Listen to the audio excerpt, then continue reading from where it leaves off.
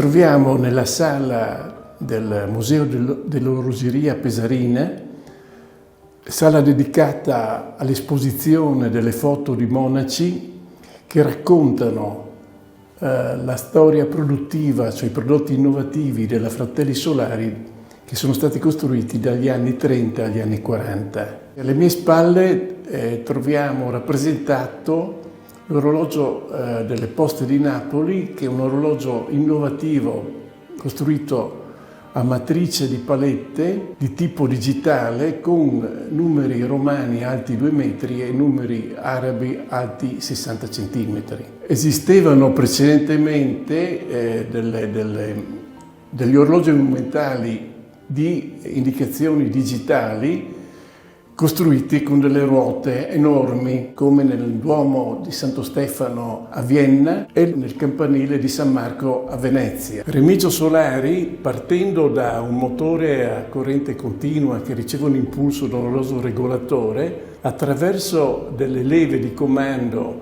e delle camme, riesce praticamente a controllare, a far scattare, ogni minuto una matrice di 49 palette per costruire praticamente il numero romano alto 2 metri. L'orologio delle Poste di Napoli è di forma semicircolare in quanto sarà un componente inserito in una colonna d'ingresso. E per costruire il numero romano, Remigio ha ritenuto di poterlo costruire con una matrice di 49 palette. Qui vediamo praticamente che ci sono palette nere e bianche e attraverso questa costruzione di nero e bianco si costruisce il numero. La rappresentazione dei minuti con numeri arabi alti 60 cm, per lui è stato possibile costruirli con una matrice di 15 palette, 1, 2, 3, 1, 2, 3, 4, 5, 15 palette in quanto l'altezza era nettamente inferiore rispetto ai 2 metri di prima. E mi ricordo che mi raccontava quando andava a Napoli a montare l'orologio nel Palazzo delle Poste di Napoli. Allora era partito una volta con le valigie che aveva dei pezzi costruiti alla Solari di Pesaris e aveva le valigie pesanti. Raccontava che una volta è arrivato a Napoli stanco, aveva fatto un viaggio disagiato, erano i treni con le panchine in legno, era duro viaggiare quei tempi lì. A lui è arrivato stanco in stazione e c'era un ragazzino lì e gli ha detto: per favore mi puoi portare un pezzo alla valigia? No. Ho mangiato, sono pasciuto. Gli ha risposto, lui diceva, quelli lì non pensano al domani, come facciamo noi, ad esempio, no?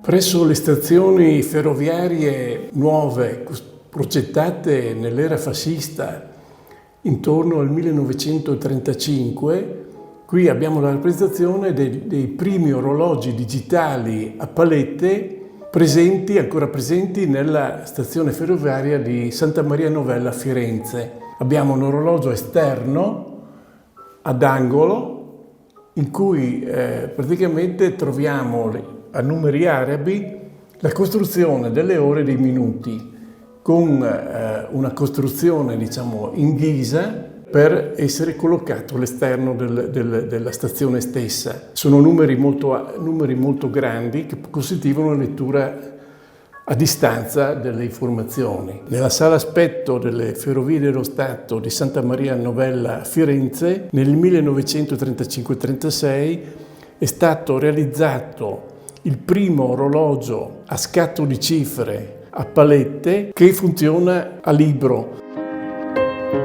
Sempre nella stazione ferroviaria di Santa Maria Novella abbiamo delle rappresentazioni innovative, come design, per un'indicazione, luminosa di tipo digitale. Questi quadranti sono praticamente di dimensioni di 1 metro.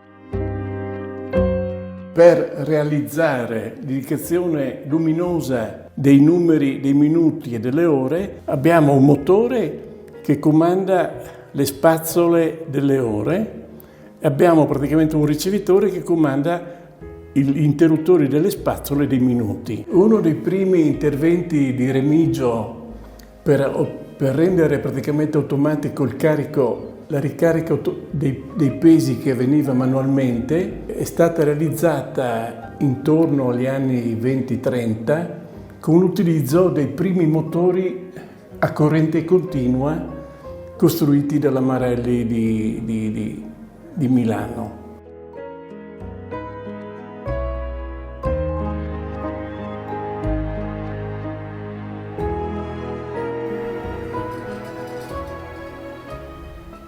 Qui abbiamo la ricostruzione dell'orologio di Remigio che è stato installato nelle Poste di Napoli, realizzato con ideazione di Rupil Giacomo. La posizione in cui è stato installato questo orologio è esattamente in corrispondenza alla casa in cui è nato Remigio Solari, che è questa qui di fronte, che noi la chiamiamo la casa dell'inventore di Pesaris.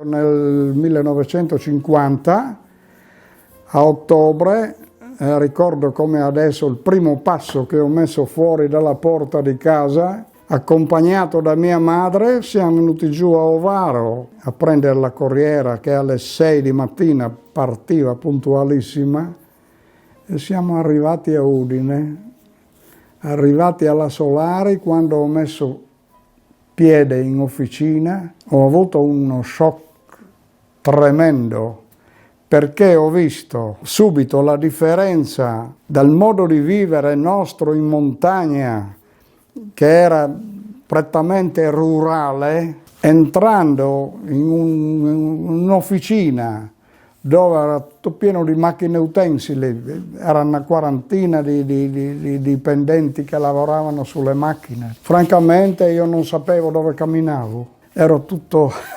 disorientato. Alla Solari di Udine, adesso io prendo come riferimento l'ingegner Fermo Solari, aveva costruito a fianco, diciamo, dello stabilimento mensa, sia per quelli che vivevano all'interno dell'azienda, sia per i pendolari. Allora noi vivevamo all'interno dell'azienda. Tutti gli operai che venivano da fuori Udine, cioè tutti quelli di Pesaris, poi c'erano altri che venivano dalla Val d'Arzino,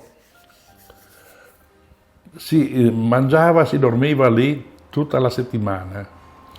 Era un continuo, praticamente c'era sempre un discorso di lavoro sottofondo, no, anche durante la cena, a mezzogiorno no, perché c'erano altri operai che non facevano parte, diciamo, del gruppo di quelli stanziali interni. Io ho scritto che sembrava c'era quasi parentele, no, anche era un modo di vivere quasi familiare sotto un certo aspetto. Da caserma sì, ma non proprio da caserma. Questo è Ugo Solari, questo sono io e questi sono Machin Attilio, il papà di Bruno, Biasutti Attilio, Macoric Mario, Machin Lorenzo, Casali Nicolò, Agnola Alfredo. Erano due stanze comunicanti, eravamo in 11. Sì, io ci ho vissuto 3 anni dentro lì, no?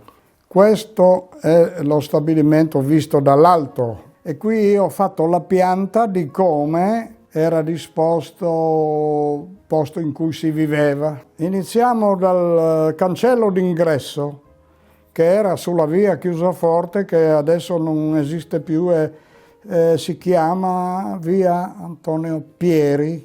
Arriviamo allo stabilimento e partiamo dal numero 1, camera di Toni e Sergio Solari, il 2, camera della cuoca, il 3, spogliatoi con lavandini e docce, sala mensa e poi più avanti camera di Remigio e Ugo Solari che dormivano assieme. Povero Remigio è mancato in questa camera qua, è morto durante la notte. Anzi, se fossi stato io non avrei demolito quella palazzina lì. I fratelli Solari, anche loro vivevano in azienda, era come una grande famiglia. La sala mensa era il posto di ritrovo delle ore serali. Lì si discuteva un po' di sport, un po' di politica, di lavoro, più di lavoro, e si cercava di creare la mentalità del saper fare anche ai giovani. Rimango ancora stupito oggi dalla capacità che aveva Remigio, perché gli chiedevano fammi un orologio che abbia queste caratteristiche, e lui accettava e lo faceva. Ecco, da quello che mi ricordo io, da quello che mi hanno raccontato i colleghi più anziani, io in Solari sono arrivato nel 1962, quindi Remigio non c'era già più, e mi raccontavano alcuni aneddoti. Ad esempio, so che disegnava, gli veniva in mente un qualcosa, disegnava su un pezzo di carta, tipo carta da macellaio, quella gialla, o qualchino le biel, buttava nel cestino, la gente andava subito a raccogliere questi schizzetti, queste cose che faceva. Poi quando si doveva fare gli raccontavano sempre queste persone, i vari Machin, i vari Viso, Ates, Elio D'Agostino, mi dicevano che faceva il pezzo, lo provava e diceva ecco come disegni l'uomo ahí. Lavorava sempre. Lui, anche quando aveva le ore di pausa, tirava fuori dalla tasca, dalla giacca, un pezzo di carta con una matita. Lui era sempre che schizzava. Poi magari ti chiamava vicino e diceva cosa pensi tu? E io non potevo dire né sì né no, perché ero ignorante al massimo, no? Però cercava di chiedere un parere anche all'apprendista, non so se mi spiego. Dopo 10 anni di lavoro alla Solari veniva regalato ai dipendenti un cifra 5 e qui sono io che ricevo il premio dall'ingegner Fermo Solari. Sul cifra 5, Remigio mi aiutò a sistemare la fresatrice universale per la costruzione della prima vite senza fine ricavata sul perno stesso del motorino di ricarica, inventato da Remigio, atto a funzionare a tutti i tipi di voltaggio. La vite senza fine ingranava con una ruota in bachilite per evitare i passaggi di corrente elettrica al movimento dell'orologio. Qui è tutto l'ingegno e l'inventiva di Remigio Solari.